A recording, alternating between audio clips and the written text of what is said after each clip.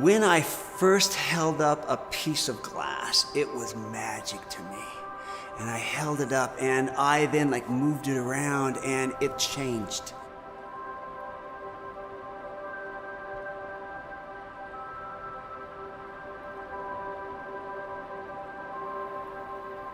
And it ignited in me that I could make not just one piece of art, but hundreds of pieces of art as the light would alter and change, the art piece would too. And I became alive with the great medium of glass.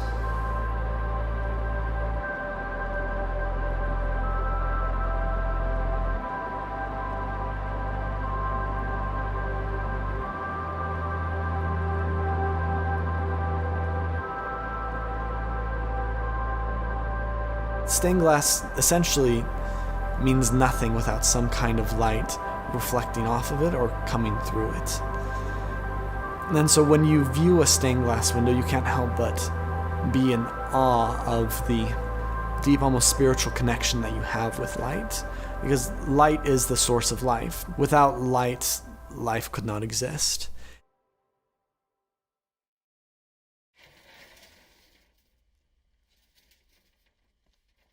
Tom he's definitely visionary. He thinks big. He can be a bit of a crazy artist too, so his mind is going a lot of different places at once. I've always called him like a little kid in a big boy body. He's just always had this little boy enthusiasm about himself, this kind of almost childlike excitement for anything that it is that he wants to do. And that which he wants to do, and he will get it done.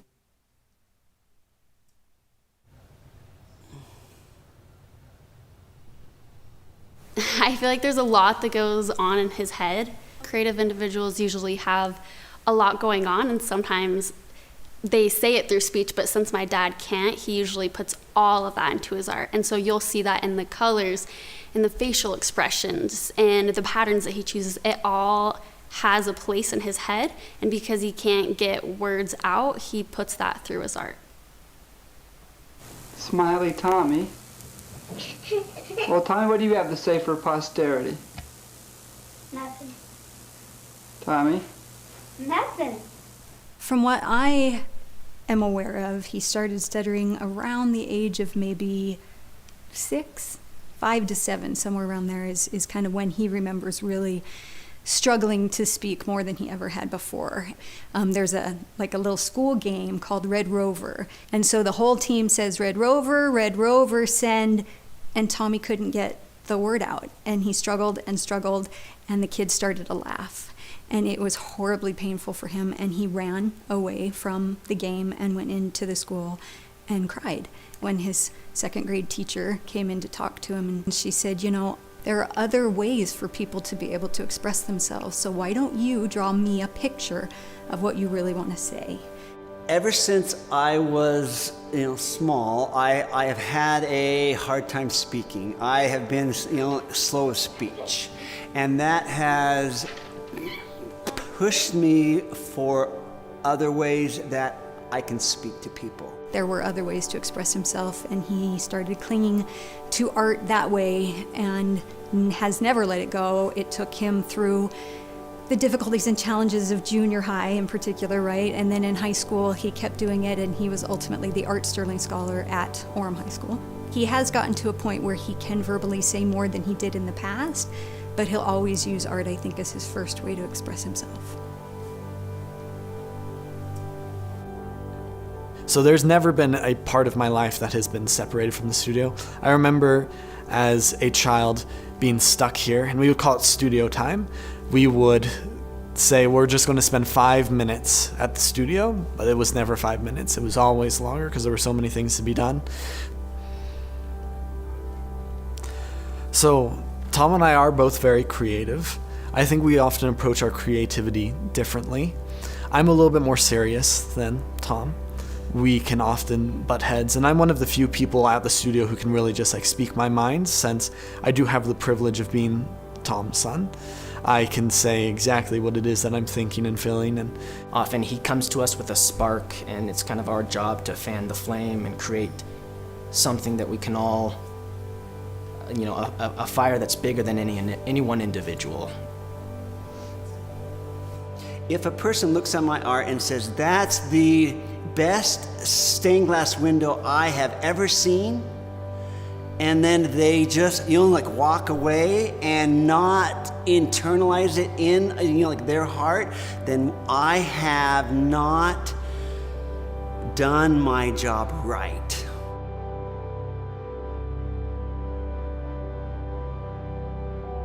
So I remember one day, it had been a long day with the kids, and I had our youngest, who was 2, on my hip, and Tom came home from the studio and he said, I got this idea today. And he gets so excited, and I said, okay, well, what was that? And he said, I want to do the history of the world in stained glass. And I remember the first thing out of my mouth was, well, that's a big idea.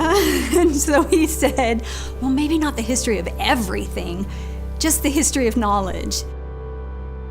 so the Roots of Knowledge has definitely been a showpiece for us, something that has really displayed our skill.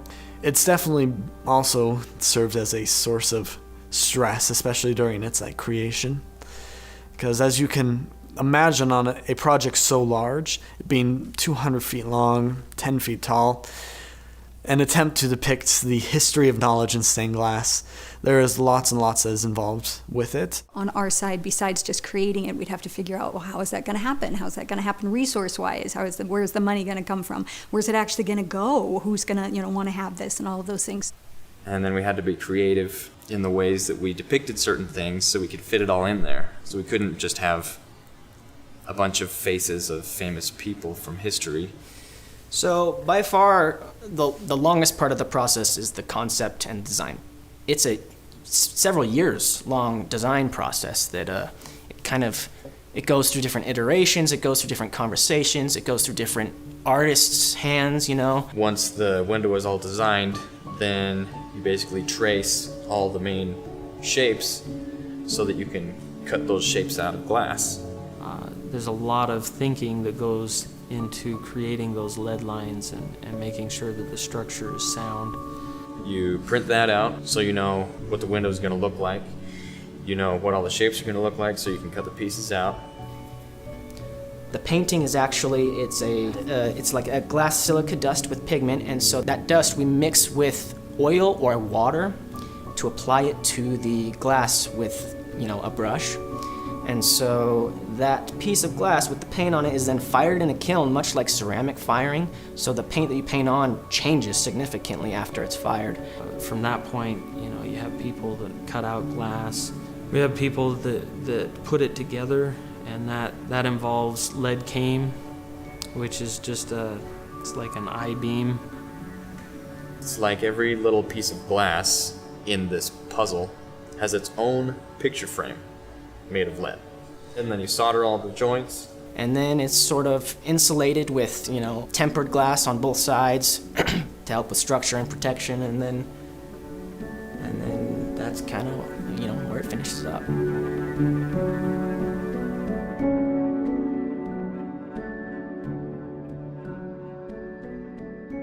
I don't think any really remarkable thing happens without significant opposition. Nothing comes for free, right?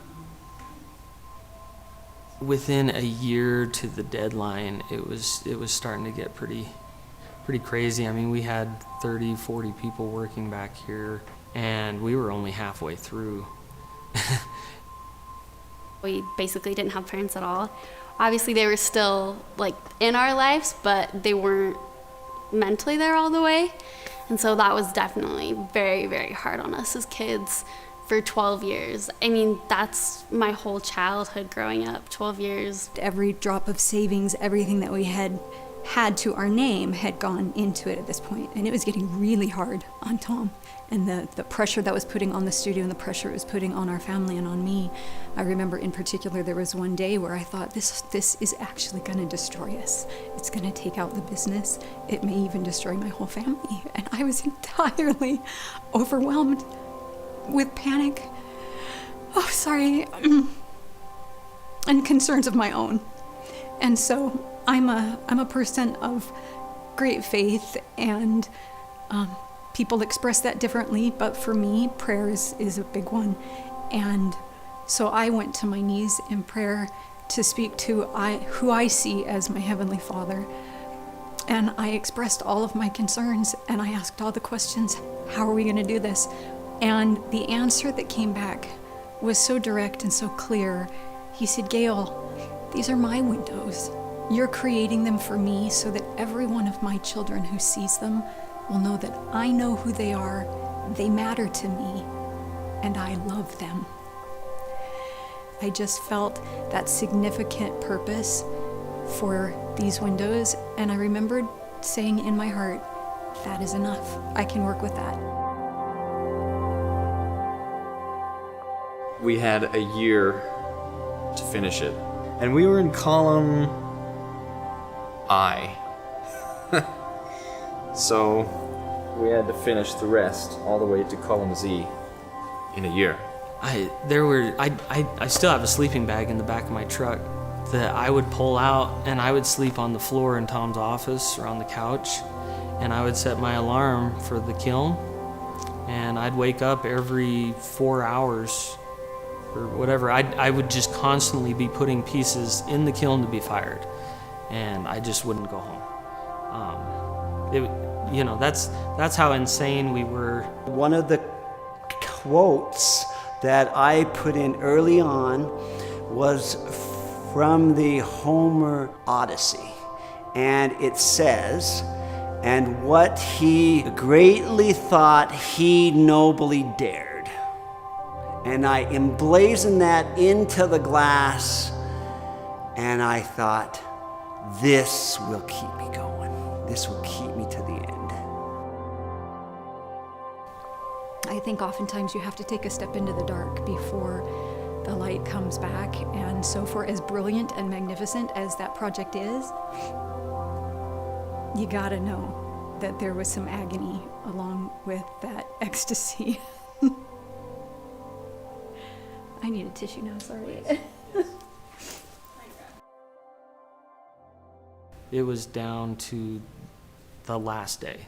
Like, we were installing windows the night before the opening, That's how insane it was. I just remember all of us here probably at 2 a.m. and just excited that we got it done,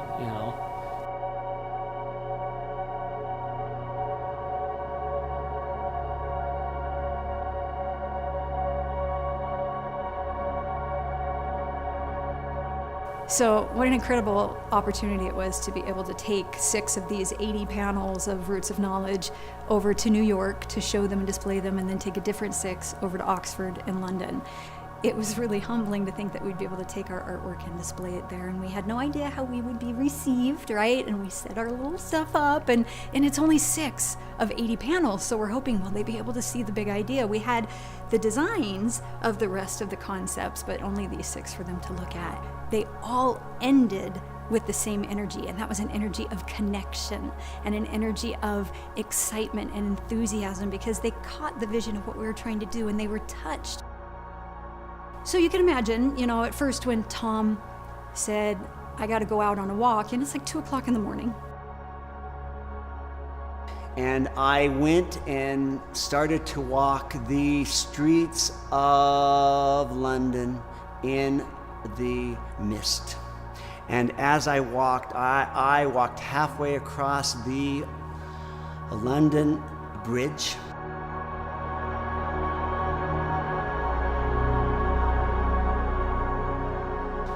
And I stopped, and I leaned over and looked over at the Thames, the river, and it was all sparkling, and it was all of the lights up above.